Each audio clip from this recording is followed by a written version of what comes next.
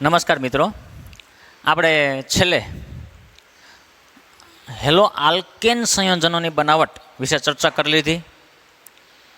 હવે જે ચર્ચા કરવી છે આપણે હેલો એરિન સંયોજનોની બનાવટની વાત કરવી છે. હેલો એરિન સંયોજનો, એરિન સંયોજનોનો મતલબ કે બેન્ઝીન ચક્ર હશે, બેન્ઝીન ચક્રની સાથે આપણે હેલોજન જોડવાનો છે, બરાબર. તો હેલો એરિન સંયોજનોની બનાવટ માટેની બે પદ્ધતિઓ છે, બે મેથડની આપણે વાત કરીએ. એમાં પહેલી પદ્ધતિ જે છે એ હાઇડ્રોકાર્બન સંયોજનોની ઇલેક્ટ્રોન અનુરાગી વિસ્થાપન પ્રક્રિયા દ્વારા. પણ અહીંયા હાઇડ્રોકાર્બન સંયોજનો જે છે એમાં હાઇડ્રોકાર્બન તરીકે તમારે સ્પેશિયલી એરિન સંયોજનો લેવાના છે. ઉદાહરણ તરીકે બેન્ઝીન છે, ટોલ્યુઇન છે, એવા કોઈ પણ સંયોજનો લેવાના છે. એ હાઇડ્રોકાર્બન સંયોજનોની ઇલેક્ટ્રોન અનુરાગી વિસ્થાપન પ્રક્રિયા દ્વારા ધોરણ 11ની અંદર પણ આપણે એનો અભ્યાસ કરી લીધો છે. બેન્ઝીન સંયોજનોની બેન્ઝીનની ઇલેક્ટ્રોન અનુરાગી વિસ્થાપન પ્રક્રિયાઓ આપણે ભણી ગયા છીએ, બરાબર. એ જ પ્રક્રિયા છે. ઇલેક્ટ્રોન અનુરાગી વિસ્થાપન પ્રક્રિયાઓ આપણે જેટલી ભણશું 12માની અંદર એ બધી સેમ જ આવશે, બરાબર. 11મામાં જે 5 પ્રક્રિયા આપણે ભણ્યા હતા ઇલેક્ટ્રોન અનુરાગી વિસ્થાપન પ્રક્રિયાઓમાં, એક હેલોજિનેશન, સલ્ફોનેશન, નાઇટ્રેશન, ફિડલક્રાફ્ટ આલ્કાઇલેશન અને ફિડલક્રાફ્ટ એસાઇલેશન. આ 5 પ્રક્રિયાઓનો જ આપણે અભ્યાસ કરવાનો છે આખા 12માની અંદર. એટલે હાઇડ્રોકાર્બન સંયોજનોની ઇલેક્ટ્રોન અનુરાગી વિસ્થાપન પ્રક્રિયા દ્વારા આપણે હેલો એરિન સંયોજનની બનાવટ કરશું. અને બીજી પ્રક્રિયા જે છે એમાઇન સંયોજનોની સેન્ડમેયર પ્રક્રિયા દ્વારા.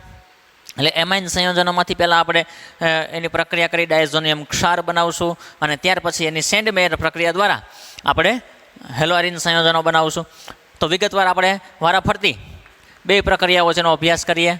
તો સૌપ્રથમ હાઇડ્રોકાર્બન સંયોજનોની ઇલેક્ટ્રોન અનુરાગી વિસ્થાપન પ્રક્રિયાની જો વાત કરીએ તો ઉદાહરણ તરીકે હું એમ કહું મારે બેન્ઝીન છે હાઇડ્રોકાર્બન તરીકે, બરાબર. આ બેન્ઝીન એટલે C6H6. આની મારે પ્રક્રિયા કરવી છે ઇલેક્ટ્રોન અનુરાગી વિસ્થાપન પ્રક્રિયા. ધારો કે હું એમ કહું ક્લોરિનેશન મારે કરવું છે, બરાબર. સામાન્ય પ્રક્રિયા જો લખીએ હેલોજિનેશન પ્રક્રિયામાં અહીં X2 લખીએ, બરાબર. અને અહીંયા પ્રક્રિયક ઉદ્દીપક તરીકે આપણે કોઈ પણ લુઈસ એસિડ વાપરી શકીએ. તો શું થશે, પ્રક્રિયા થઈ અને આપણને એક હેલોજન જોડાશે. કહેવાનો મતલબ શું કે બેન્ઝીનની પ્રક્રિયા જો આપણે હેલોજન સાથે કરીએ, પણ બીજી ખાસ વાત કે હેલોજન તરીકે અહીંયા માત્ર આપણે ક્લોરિન અને બ્રોમિન જ વાપરી શકશું. એટલે કે ક્લોરિન અથવા બ્રોમિનની પ્રક્રિયા બેન્ઝીન સાથે લુઈસ એસિડ તરીકે તમે AlCl3, FeCl3 વાપરી શકો, બરાબર. લુઈસ એસિડ એ પણ તમને ખબર જ છે, ધોરણ 11 ચેપ્ટર નંબર 4 ની અંદર આપણે આવી ગયું લુઈસ એસિડ કોને કહેવાય, બરાબર. ફરીવાર આપણે એની ચર્ચા કરશું. તો બેન્ઝીનમાં જે C6H6 એટલે કે 6 કાર્બન અને 6 જગ્યા ઉપર જે હાઇડ્રોજન છે એમાંથી કોઈ પણ એક હાઇડ્રોજન 6 સ્થાન સમાન છે, કાર્બનના 6 કાર્બન સમાન છે, 6 હાઇડ્રોજન સમાન છે. તો કોઈ પણ એક હાઇડ્રોજનનું તમે વિસ્થાપન કરો એટલે હાઇડ્રોજન કાઢી નાખો. એની બદલે તમારે શું જોડવાનું, એક હેલોજન જોડવાનું. અને અહીંયા HX હાઇડ્રોજન હેલાઇડ છૂટવો પડશે. એકદમ સિમ્પલ પ્રક્રિયા છે. આ પ્રક્રિયા આપણે ઉદાહરણ લઈને સમજીએ કેવી રીતે પ્રક્રિયા થાય, એની ક્રિયાવિધિ પણ જોશું, પણ બહુ ડીપમાં આપણે નથી જવું આમાં.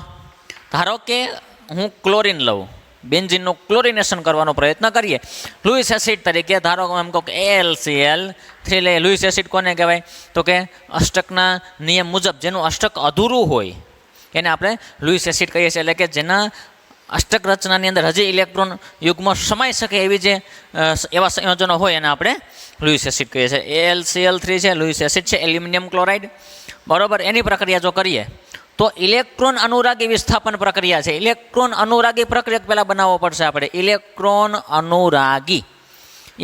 અનુરાગીનો મતલબ અનુરાગવું એટલે આકર્ષવું. ઇલેક્ટ્રોનને આકર્ષે. તો ઇલેક્ટ્રોનને કોણ આકર્ષે? સ્વાભાવિક વસ્તુ છે, ઇલેક્ટ્રોન પોતે માઇનસ હોય તો માઇનસ છે ને કોણ આકર્ષે તો કે પ્લસ હોય એ, બરાબર. એટલે આપણો ઇલેક્ટ્રોન અનુરાગી પ્રક્રિયા છે એ પહેલાં આપણે બનાવવો પડશે, ફોર્મેશન કરવું પડશે એનું. તો કેવી રીતે થશે, તો અહીંયા ક્લોરિન છે, બરાબર. અહીં ઉપર લખું છું પ્રક્રિયાની. ધારો કે આ ક્લોરિન છે, એની પ્રક્રિયા સૌથી પહેલાં AlCl3 સાથે જો કરવામાં આવે તો શું થાય, તો ક્લોરિન અને ક્લોરિન વચ્ચેનો બંધ છે એ બંધ તૂટે અને એક ક્લોરીન છે વિષમ વિભાજન થાય. કેવું વિભાજન થશે અહીંયા? ધારો કે આ બે ઇલેક્ટ્રોન છે, અહીંથી બંધ તૂટે તો આ ક્લોરીન ઉપર પ્લસ, એની પાસે ઇલેક્ટ્રોન નથી, અને આ ક્લોરીન ઉપર માઇનસ, કારણ કે બંધના બે ઇલેક્ટ્રોન એક ક્લોરીને લઈ લીધા, એટલે એ ક્લોરીન પોતાના બે ઇલેક્ટ્રોન લઈ અને આ AlCl3 પાસે જશે, એટલે એ બનશે AlCl4 માઇનસ. બરોબર, આ AlCl4 માઇનસ. બીજો ભાગ છે એ શું છે? Cl plus. તો આ Cl પ્લસ છે એ શું થયો? આપણો ઇલેક્ટ્રોન અનુરાગી પ્રક્રિયક. અને એ Cl પ્લસ છે એ હવે અહીંયા બેન્ઝીન ચક્રમાંથી એક હાઇડ્રોજન દૂર કરી અને ત્યાં પોતે સ્થાન લેશે.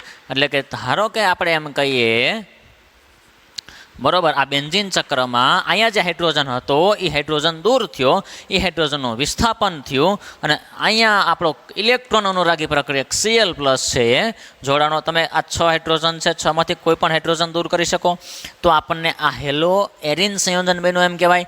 નામ શું છે આનું? ક્લોરોબેન્ઝીન. ક્લોરોબેન્ઝીન. ઓકે, બીજું ઉદાહરણ તમે બ્રોમિન પણ લઈ શકો. અહીં Br2 કરી નાખો તો અહીં Br જોડે બ્રોમિન. બરોબર, અહીંયા ક્લોરીન લીધું છે તો છૂટું શું પડશે? HCl. જો બ્રોમિન લ્યો તો ત્યાં છૂટું શું પડે? HBr છૂટું પડે. બરોબર, હવે આની ડીપમાં ક્રિયાવિધિમાં આપણે જવું નથી. હવે બેન્ઝીનની વાત કરીએ. બીજો હાઇડ્રોકાર્બન લઉં ઉદાહરણ તરીકે, હું ટોલ્યુઇન લઉં. બીજો હાઇડ્રોકાર્બન ઉદાહરણ તરીકે શું લઉં છું હું? ટોલ્યુઇન. બેન્ઝીન ઉપર CH3.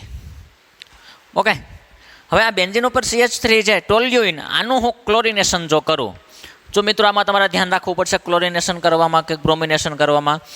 આ હેલોજિનેશન પ્રક્રિયા તમે કરશો તો આપણે જે વાત કરી કે અહીંયા તમારે લુઇસ એસિડ શું વાપરવો પડશે? AlCl3 Louis acid. ફરજિયાત અહીંયા લુઇસ એસિડ શા માટે વાપરવો પડશે? જો તમે લુઇસ એસિડ ન વાપરો, બરોબર, આપણે હેલો એરિન બનાવવાનું છે, એટલે આ બેન્ઝીન ચક્રવાળા ભાગમાં ક્લોરીન અથવા બ્રોમિનને જોડવાનો છે. પણ જો તમે અહીંયા લુઇસ એસિડ ન વાપરો તો શું થાય? લુઇસ એસિડની બદલે તમે સૂર્યપ્રકાશની હાજરીમાં પ્રક્રિયા કરાવો તો શું થાય? તો આ બેન્ઝીન ઉપર જે CH3 છે, બરોબર, અહીં ઉપર લખી દો એની પ્રક્રિયા. બેન્ઝીન ઉપર જે CH3 છે એ CH3 વાળા ભાગની સાથે ક્લોરીન જોડાય, CH2 છે, આવી નિપજ બને. તો આ હેલો એરિન સંયોજન નથી. બરોબર, ફરજિયાત આપણે શું વાપરવું પડશે? Lewis acid. તો જ આપણને હેલો એરિન સંયોજન મળશે. હવે આ મિથાઇલ સમૂહ એટલે કે ટોલ્યુઇન છે, આનું હું ક્લોરિનેશન કરું તો ધોરણ 11ની અંદર ચેપ્ટર નંબર 13માં આપણે ભણી ગયા નિર્દેશક અસર. એ નિર્દેશક અસર મુજબ જો આપણે જોઈએ તો આ CH3 મિથાઇલ સમૂહ છે એની આપણને પ્લસ I અસર, ધન પ્રેરક અસર મળે. બરોબર, ઇલેક્ટ્રોન દાતા સમૂહ છે. જો ઇલેક્ટ્રોન દાતા સમૂહ જ્યારે જોડાયેલો હોય ત્યારે નિર્દેશક અસર આપણને કેવી મળે? એની ઓર્થો અને પેરા. એટલે કે નવો આવનારો સમૂહ છે, નવો આપણો જે Cl પ્લસ છે એ ક્યાં જોડાય? એ તરત જ Cl પ્લસ રહ્યું એને જોડાવવું છે આ બેન્ઝીન ચક્રમાં. અહીંયા જે Cl પ્લસ ઉત્પન્ન થશે, બરોબર, આ Cl પ્લસ એ તરત જ એને જોડાવવું છે. તો કોને પૂછશે? મારે ક્યાંક જવું હોય, કોકને રસ્તો પૂછવાળું તો કોક જોઈએ મારી પાસે. મારે રાજકોટ જવું છે, રસ્તો મને ખબર નથી, બરોબર, તો કોકને મારે પૂછવું તો પડે ને ભાઈ રાજકોટ ક્યાંથી જવાય એમ. તો એવી રીતે આ ક્લોરીન છે Cl પ્લસ, બરોબર, ક્લોરોનિયમ આયન, આને ખબર નથી મારે ક્યાં જોડાવવું છે, તો કોને પૂછશે? તો તરત આ મિથાઇલ સમૂહને પૂછશે, CH3 ને. આ CH3 તરત પૂછશે કે ભાઈ હું ક્યાં જોડાવ? તો આ CH3 શું જવાબ આપશે? CH3 શું કહે?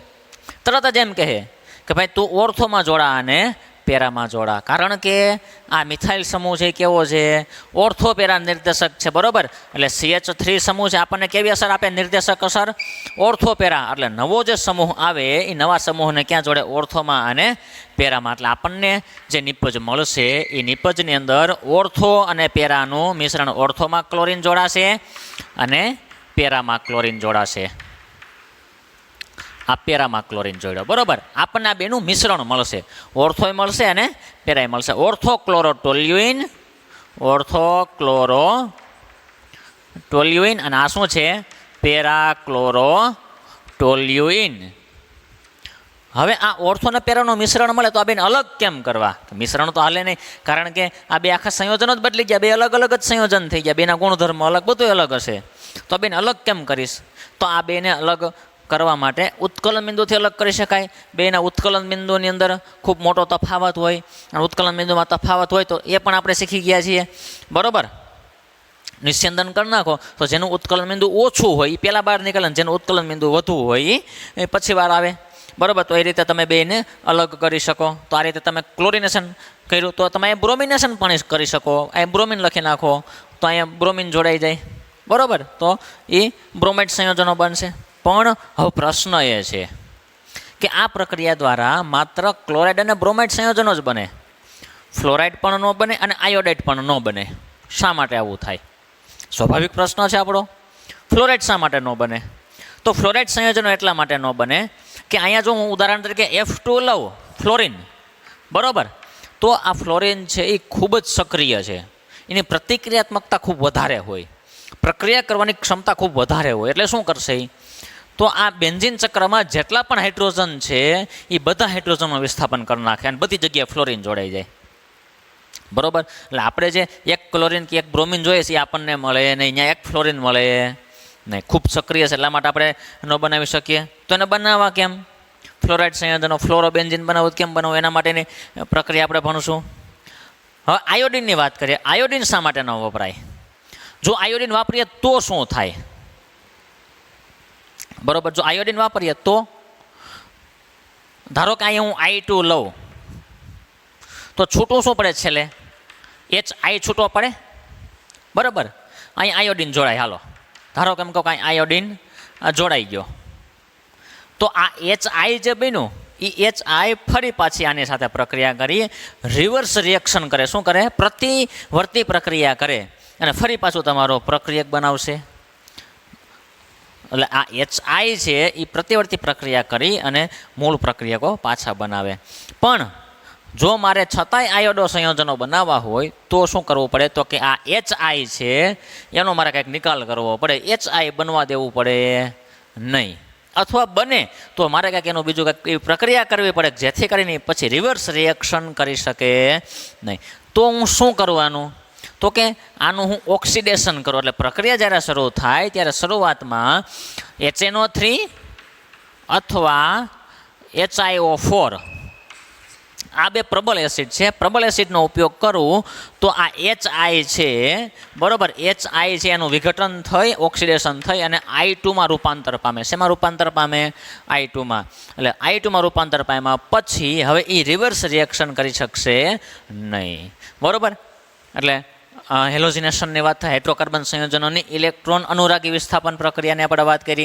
એમાં ક્લોરિન અને બ્રોમિન સાથેની જ પ્રક્રિયાની ચર્ચા કરી. આપણે ફ્લોરિનની વાત કરી કે ભાઈ ફ્લોરિન છે ખૂબ સક્રિય છે એટલે પ્રક્રિયા કરી શકતો નથી. અને આયોડિન છે એમાં રિવર્સ રિએક્શન થવાની શક્યતાઓ રહે છે. એટલા માટે આયોડો સંયોજનો આપણે આ મેથોડથી બનાવતા નથી. ઓકે, આ એક મેથડ થઈ ગઈ. હવે બીજી પ્રક્રિયાની આપણે વાત કરીએ તો બીજી પ્રક્રિયાની જે વાત કરવી છે એ બીજી પ્રક્રિયા એવી છે એમાઇન સંયોજનોની સેન્ડમેયર પ્રક્રિયા દ્વારા આપણે કેવી રીતે હેલોએરિન સંયોજનો બનાવીએ. બરાબર, તો એકદમ સિમ્પલ મેથડ છે અને આ મેથડ જે છે ફરી પાછી આપણે ચેપ્ટર નંબર 13 જે છે એમાઇન સંયોજનો એમાં ખૂબ વિસ્તૃતથી ભણવાની છે. તો શું થશે આ પ્રક્રિયામાં? શું હશે?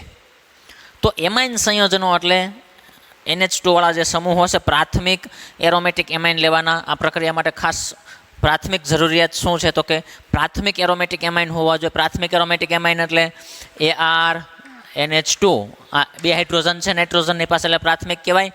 AR એટલે બેન્ઝીન ચક્ર. પ્રાથમિક એરોમેટિક એમાઇનની પ્રક્રિયા NaNO2 અને HCl, NaNO2 નાનો 2, NaNO2 અને HCl હાઇડ્રોક્લોરિક એસિડ સાથે જો પ્રક્રિયા કરવામાં આવે તો પ્રક્રિયા થઈ અને શરૂઆતમાં એક મધ્યવર્તી સંયોજન બનશે. બેન્ઝીન ડાયઝોનિયમ ક્લોરાઇડ નામનો ક્ષાર બનશે અને એ ક્ષાર બની જાય પછી એની પ્રક્રિયા આપણે સેન્ડમેયર પ્રક્રિયા દ્વારા કરશું એટલે આપણને ક્લોરાઇડ અને બ્રોમાઇડ સંયોજનો મળશે. સમજીએ ચાલો. આ એરોમેટિક અમાઇન, પ્રાથમિક એરોમેટિક અમાઇન, ઉદાહરણ તરીકે હું એમ કહું કે એનિલિન લઉં. ઓકે, એનિલિન છે પ્રાથમિક એરોમેટિક એમાઇન. એનિલિનની પ્રક્રિયા એટલે સૌપ્રથમ એનિલિનને છે ને એ હાઇડ્રોક્લોરિક એસિડ, ખનિજ એસિડ ઠંડુ કેમ કે આ પ્રક્રિયા છે આખી 0 થી 5 ડિગ્રી તાપમાને મેન્ટેન કરવામાં આવે. જો તાપમાન વધારે હશે તો પણ આપણો જે ડાયઝોનિયમ ક્ષાર બનશે એ અસ્થાયી રહેશે. એટલે આ પ્રક્રિયા છે ને એકદમ ઠંડા તાપમાને બરફમાં કરવામાં આવે.